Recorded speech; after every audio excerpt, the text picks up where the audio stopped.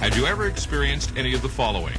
Allergies, anemia, bloating, chronic fatigue, constipation, depressed immune function, diarrhea, eczema, enlarged lymph glands, excessive hunger, fever, flu symptoms, gas, grinding your teeth at night, hives, irritable bowel syndrome, irritability, jaundice, joint and muscle aches or pain, nervousness, rashes, reddened eyes, sleep disturbances, weight gain, weight loss. Health experts have been telling us for years that 90% of all diseases start in our colon and that most of us suffer from some degree of constipation. We regularly deworm our pets, but we never consider we might also have parasites and worms living inside us. It's time to learn about the health challenges that originate in our colon and develop due to the parasites that infest us. Living in North America is no protection against parasitic infection. Symptoms of parasitic infestation may include constipation, weight loss, weight gain, excessive hunger, extreme nervousness and irritability, diarrhea, gas and bloating, irritable bowel syndrome, joint and muscle pain, anemia, and allergies. Parasites reproduce quickly and can cause allergies by secreting toxic wastes to which the body reacts. Parasites can also cause malnutrition by stealing nutrients the body needs for vital cellular repair and health. Parasites can even cause death. The World Health Organization estimates that 1/4 of the world's population suffers from chronic intestinal parasitic infections, which have insidious effects on growth, nutrition, and cognitive function in children. Parasites can infect virtually every part of the human body. Estimates indicate approximately 55 million children in North America are infected with worms, and that's not counting penguins. Health problems from parasites are truly a global problem. Of the deaths worldwide due to communicable diseases, about 80% are due to parasite infections and parasitic diseases. Snail fever kills approximately 200,000 people every year. The World Health Report recently estimated that hookworms alone killed 90,000 people. Entamoeba histolytica, an intestinal parasite, killed 70,000, and the large roundworm Ascaris was responsible for another 60,000. The numbers are shocking. The subject of parasites isn't one you'd likely discuss at dinner, but the dinner table is probably where most parasitic infections begin. Parasites and worms thrive in animals and consequently are found in many meat products. However, being a vegetarian or vegan doesn't exempt you from exposure. Parasites exist on raw, unwashed, or poorly cleaned fruit and vegetables. Hundreds of parasites live in all types of meat. Beef, for example, harbors a species of tapeworm which can grow to as long as 25 feet in human intestines. Contrary to popular belief, even well-cooked pork harbors viable trichinella worms and a tapeworm that may infiltrate human brain and muscle tissue.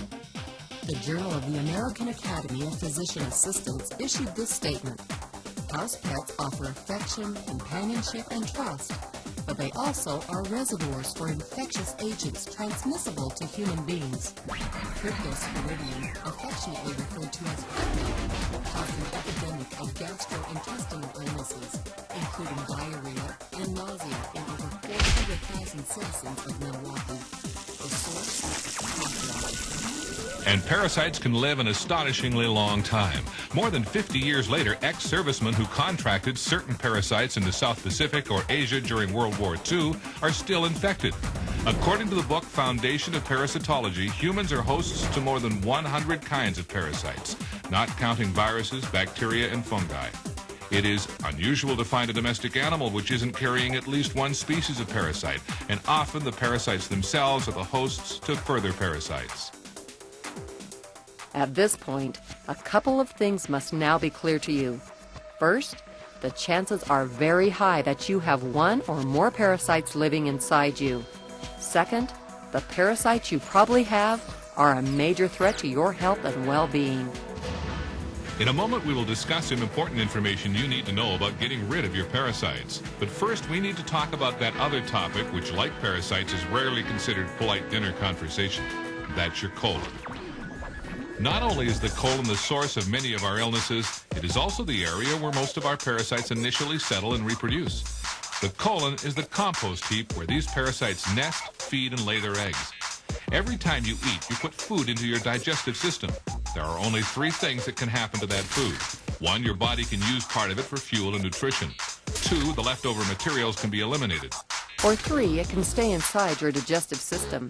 Every scrap of food that isn't either used up or eliminated by your body sits somewhere in your digestive system. The majority of it stays in your colon. When this happens, a minute layer of refuse material coats the wall of your colon, like layers of paint. Over time, each additional layer of uneliminated refuse covers the previous one. And exactly what is that material? It's uneliminated fecal matter.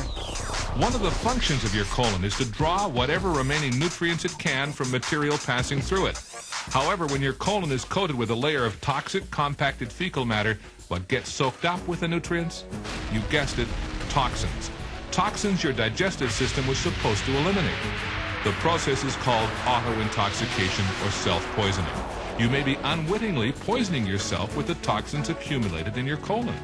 What kind of health problems does auto-intoxication present? Most naturopaths believe the majority of symptoms we attribute to illness are actually your body's reaction to toxins, toxins which come from your colon. In the United States alone, 60 to 70 million people are affected by digestive diseases, and 10 million people are hospitalized for digestive diseases annually, which amounts to 13% of all hospitalizations. For most of us, it is not a question of whether or not we have parasites, but rather what parasites we do have. The good news is you can take charge of your health and reverse or eliminate the effects of the global village and poor nutritional habits, giving you a fast start toward changing your health for a longer, fuller, more enjoyable life.